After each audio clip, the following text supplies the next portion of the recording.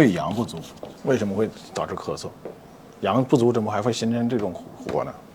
这是我们的肺，心脏，这是我们的胃。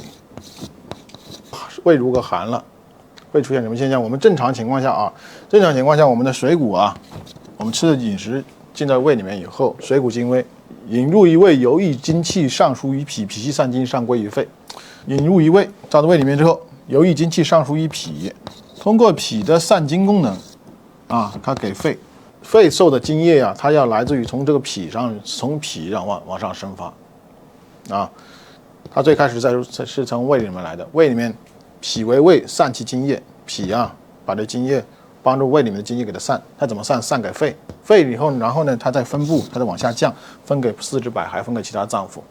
如果这个胃一受寒，胃里面津液停在那不动，你加上脾气又虚，说我们的元气虚生火，就为了脾气一虚，这个津液就不能往上去供养这个肺了。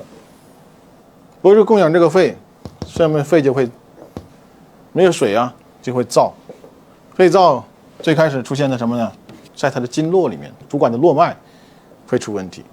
你想，它本身的衙门它还有东西吃，道路那个河道那个湖泊里面有水，它的那种江河里面就不行了，那储备的能量还是够的里面不会那么燥，所以它经络里面会热，是吧？所以你这个时候会表现什么？